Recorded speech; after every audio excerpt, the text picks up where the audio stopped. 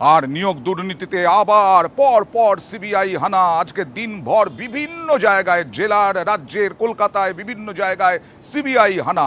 প্রথম দেবরাজ চক্রবর্তী, বিধাননগর মেয়র পরিষদ, তিনি তার বাড়িতে গেল, সিবিআই অফিসাররা গেলেন এবং সেখানেও নিয়োগ দুর্নীতি নিয়ে তদন্তের জন্য এখনো পর্যন্ত জিজ্ঞাসাবাদ চলছে।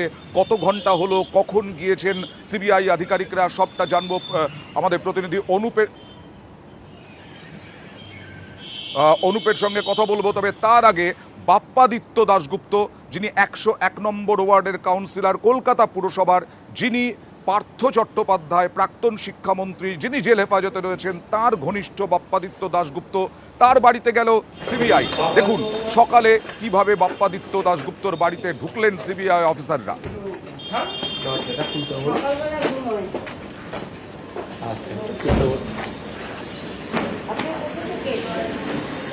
আমরা সিবিআই কে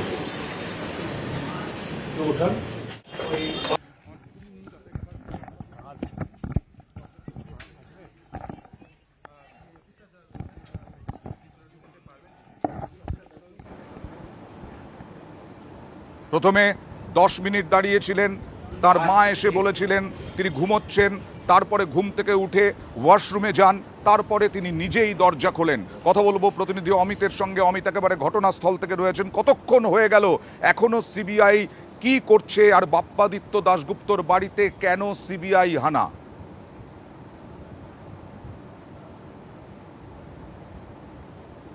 দেখো, সিবিআই আধিকারিকরা যখন এই দরজা দিয়ে বাপ্পাদিত্য দাশগুপ্ত সকালবেলা 9টা 2 মিনিটে দরজা খুলে দেয়, তারপরে কিন্তু সিবিআই আধিকারিকরা ভেতরে ঢুকে যান এবং 9টা 2 মিনিটে যখন তারা ভেতরে ঢোকেন, তখন থেকে এখন 12টা 40, প্রায় 3 ঘন্টা 40 মিনিট হলো সিবিআই আধিকারিকরা ভেতরে রয়েছে। আমি ক্যামেরা পার্সনকে একবার ভেতরের ছবি দেখানোর চেষ্টা করবো। ক্যামেরা পার্সন রাজীবকে বলবো যে সিবিআই আধিকারিকরা এই মুহূর্তে ঠিক বাড়ির ভেতরের অংশে রয়েছে। আমি সরাসরি তুলে ধরছি, দেখতে পাচ্ছ যে একদম নিচের যে ঘর, সেই নিচের ঘরে সিবিআই আধিকারিকরা এই মুহূর্তে রয়েছেন। সেখানে বিভিন্ন নথিপত্র তারা দেখছেন। আমাদের দর্শকদের জন্য সেই ছবি তুলে ধরছি, ক্যামেরা পার্সন রাজীব করছে, যে আমরা যতটা আমাদের ক্যামেরা বন্দি করা যাচ্ছে, যতটা সম্ভব হচ্ছে ক্যামেরা বন্দি করাতে দেখা যাচ্ছে যে সিবিআই আধিকারিকরা নিচের ঘরে এই মুহূর্তে রয়েছেন এবং ভেতরের দিকে বাপ্পাদিত্য দাশগুপ্ত তিনি রয়েছেন এবং তার সামনে বিভিন্ন নথিপত্র সিবিআই আধিকারিকরা খতিয়ে দেখছেন।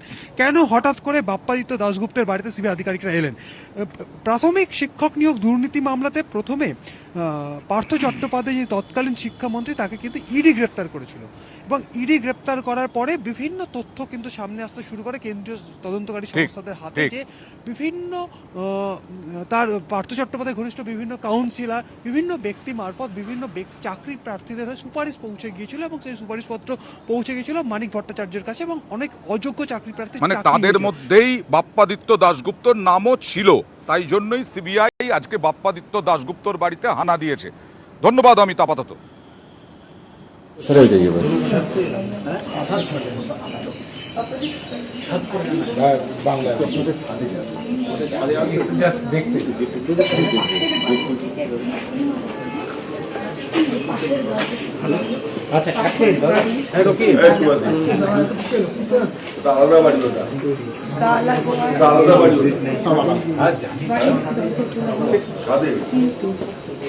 আর এবার দেবরাজ চক্রবর্তীর বাড়িতে সিবিআই। সেই সকালেই দেবরাজ চক্রবর্তী, বিধাননগর মেয়র পরিষদ, তার বাড়িতে সিবিআই নিয়োগ দুর্নীতি নিয়ে কথা বলবো প্রতিনিধি অনুপের সঙ্গে।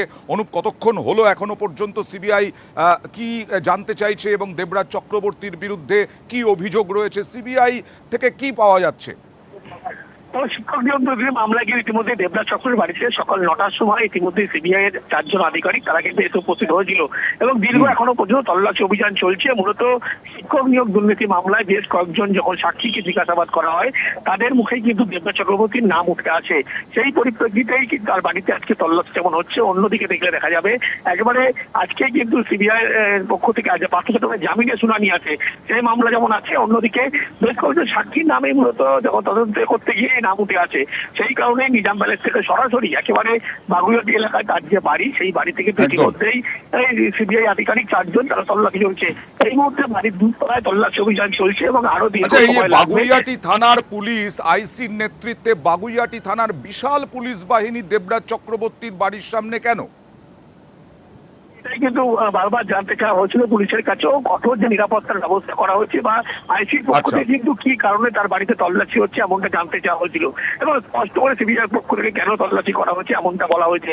কিন্তু দেখা যাচ্ছে দেবরাজ চক্রবর্তীর বাড়ির সামনে যখন সিবিআই আধিকারিকরা বাড়ির ভিতরে তল্লাশি করছে, বাইরে কিন্তু যাতে কোনো রকম জমায়েত বা বিশৃঙ্খলা পরিস্থিতি না হয় সেই কারণে পুলিশের পক্ষ থেকে এই ব্যবস্থা করা বেশ। হয়েছে এবং আইসি খোদ দাঁড়িয়েছে এমনটাই কিন্তু স্পষ্ট করা হচ্ছে। আমরা নিশ্চয়ই এই বিষয়টার উপরে দিনভর নজর রাখবো। সিবিআই কতক্ষণ ধরে তল্লাশি করে। অনেক ধন্যবাদ অনুপ।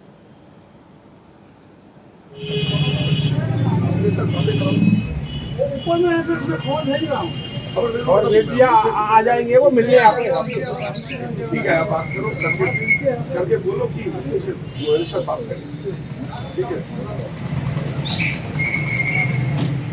জেলাতেও সিবিআই হানা, মুর্শিদাবাদের আগেও সিবিআই হানা হয়েছিল, গ্রেফতার করা হয়েছিল এক বিধায়ককে।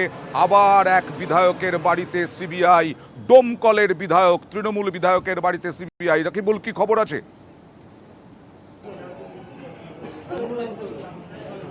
দেখো রাজ্যের পাশাপাশি কিন্তু শিক্ষক দুর্নীতির তদন্তে কিন্তু এবার মুর্শিদাবাদের যে ডমকলের বিধায়ক জাফিকুল ইসলাম তথা পৌরসভার চেয়ারম্যান তার বাড়িতেও কিন্তু সিবিআই আধিকারিকরা হানা দিয়েছে।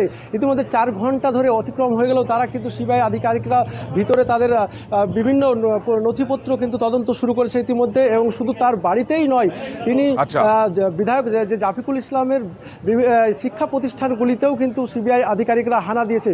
কিন্তু ভিতরে যে তারা তদন্ত শুরু করেছে এবং কি হচ্ছে সেটা কিন্তু এখন পর্যন্ত জানা নেই। তবে বাড়ির সামনে ইতিমধ্যে যে বিধায়কের অনুগামীরা কিন্তু তারা কিন্তু ভিড় জমিয়েছেন এবং বসে আছেন। ওকে, আমরা এই বিষয়টার উপরে নজর রাখবো, এইদিকে নজর রাখবো। তবে কুন্তল ঘনিষ্ঠ বড়োয়ায় কুন্তল ঘনিষ্ঠ এক শিক্ষকের বাড়িতেও সিবিআই তল্লাশি চলছে। কথা বলবো প্রতিনিধি প্রণবের সঙ্গে। প্রণব, কি খবর রয়েছে? কে এই শিক্ষক, কোথাকার শিক্ষক, কেন হঠাৎ তার বাড়িতে সিবিআই?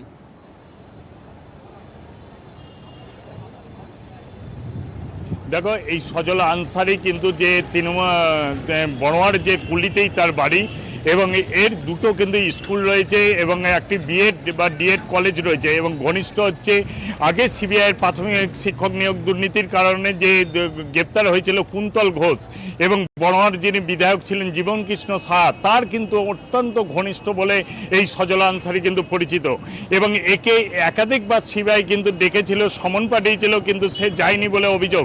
কিন্তু এই মুহূর্তে তার বাড়িতে তল্লাশি চালালেও সজল আনসারি কিন্তু বাড়িতে নেই। তার ভাই এবং মা বাবা যারা রয়েছেন তাদেরকে জিজ্ঞাসাবাদ করছেন এবং তার ব্যাংক অ্যাকাউন্ট থেকে আরম্ভ করে এবং স্কুলের যে সমস্ত নথি, সেই সমস্ত নথিগুলো কিন্তু খতিয়ে দেখছেন 3 সদস্যের সিবিআই আধিকারিকরা। এবং যাতে কোনো রকম অপ্রীতিকর ঘটনা না ঘটে তার জন্য কিন্তু কেন্দ্রীয় বাহিনীর নিচে মোতায়েন রয়েছে। এবং এই সজল আনসারি কিন্তু এই এলাকায় যথেষ্ট প্রভাবশালী এবং বিত্তশালী বলে পরিচিত এবং এই এলাকার এবং বিত্তশালী, যথেষ্ট প্রভাবশালী এবং বিত্তশালী, এটাই